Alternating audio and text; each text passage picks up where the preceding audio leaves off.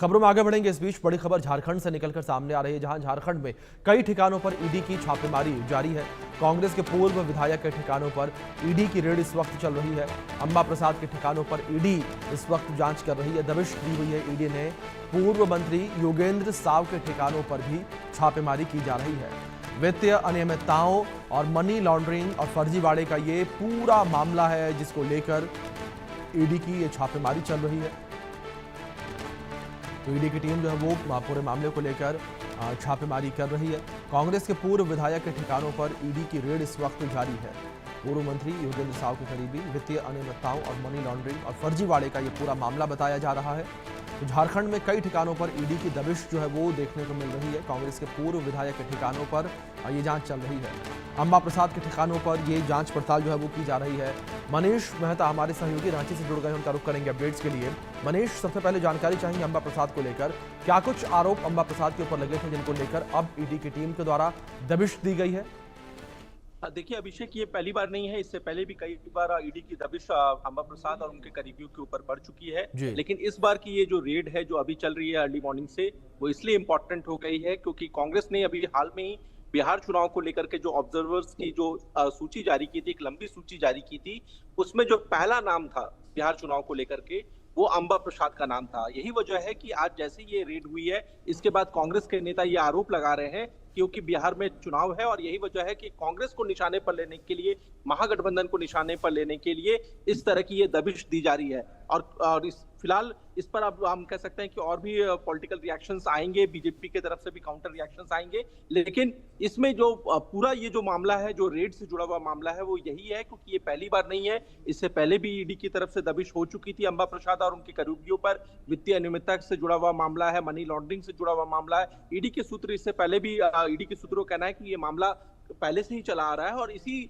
कड़ी में ये कार्रवाई की गई है। फिलहाल अभिषेक, आपको बता दें कि रांची, हजारीबाग और रामगढ़ डिस्ट्रिक्ट का जो बड़का गांव इलाका है, जहां से वो विधायक भी रह चुकी है और वहीं से उनके पिता जो कि पूर्व मंत्री योगेंद्र साव, वो भी वहां से विधायक रह चुके हैं, तो वो वहां पर भी कार्रवाई चल रही है। कुल मिलाकर के रांची सहित हजारीबाग और बड़का गांव मिलाकर के तकरीबन 8 ठिकानों पर जो जानकारी निकल करके आ रही है, वहां पर ईडी की दबिश इस वक्त चल रही है। और इस दरमियान भारी संख्या में सीआरपीएफ के जवानों को भी तैनात किया गया है। जैसा हम तस्वीरों में भी दिखा रहे हैं आपको कि कैसे वहां पर सीआरपीएफ के जवान भी जो मुस्तैद है। तो फिलहाल ईडी की कार्रवाई पिछले कुछ घंटों से जारी है, लेकिन इन सब के बीच ये पूरा मामला एक बार फिर सियासी रंग लेता हुआ नजर आ रहा है। और इसकी जो आंच है अभिषेक, इसकी आंच इस बार झारखंड में नहीं बल्कि आपको बिहार चुनाव में भी सुनाई देगी, क्योंकि ऑब्जर्वर की सूची में पहला नाम अंबा प्रसाद का था और इसी को लेकर के कांग्रेस सब बीजेपी पर निशाना साध रही है। जी मनीष, दूसरी ओर जानकारी आपसे यहाँ पर यह भी चाहेंगे, जिस तरीके से ईडी के द्वारा आज सुबह से ही दबिश अंबा प्रसाद के घर पर दी गई है,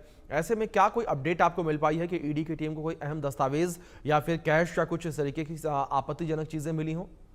देखिए, अभी तक जो जानकारी निकल करके आई है उसके अनुसार अभी जो कार्रवाई है वो शुरू हुई है। फिलहाल अभी तक इस तरह के कोई इंफॉर्मेशन ईडी के सोर्सेस की तरफ से कंफर्म नहीं किया गया अभिषेक, लेकिन इतना जरूर है क्योंकि इससे पहले भी अंबा प्रसाद और उनके करीबियों के ऊपर और रेड हो चुके हैं ईडी के, और उस मामले में तफ्तीश जो है चल रही थी। तो कहीं ना कहीं आज ये जो दबिश हुई है, ये उसी का एक कड़ी है ईडी के हाथ। जो ईडी के सूत्रों का कहना है कि जो जांच में उनके पास कुछ अहम जो फैक्ट्स थे वो मिले हैं और इसी कड़ी में उन फैक्ट्स को और आगे बढ़ाते हुए ये कार्रवाई की गई है। तो फिलहाल देखना होगा कि ये कार्रवाई कब तक चलती है और इस कार्रवाई से क्या कुछ निकल करके सामने आता है। लेकिन इतना जरूर है कि इस कार्रवाई से झारखंड की सियासत में एक हलचल एक बार फिर से देखने को मिल रही है।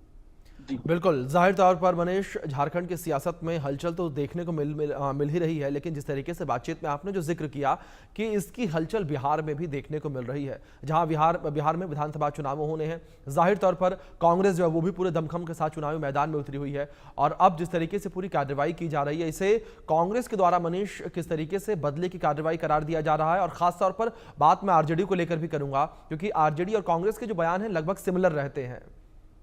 बिल्कुल अभिषेक, और देखिए कि अब इस कार्रवाई की खबर जैसे ही सामने आई है, उसके बाद कांग्रेस की तरफ से जो पहली प्रतिक्रिया सामने आई है, जो हमने भेजा भी है, कि झारखंड कांग्रेस के मुख्य प्रवक्ता ने क्या कहा, उन्होंने दो टूक कहा, ये कार्रवाई नहीं है, बिहार चुनाव से पहले हमें डराने की कोशिश की जा रही है। क्योंकि ऑब्जर्वर्स की जो सूची कांग्रेस ने एक लंबी फेरिस्त जारी की थी 57 लोगों की, उसमें पहला नाम अंबा प्रसाद का था।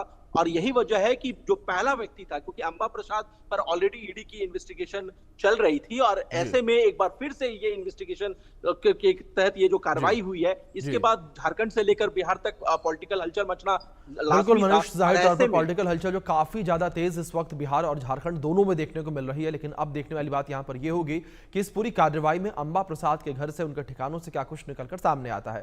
फिलहाल बहुत शुक्रिया आपका जुड़ने के लिए और इन अपडेट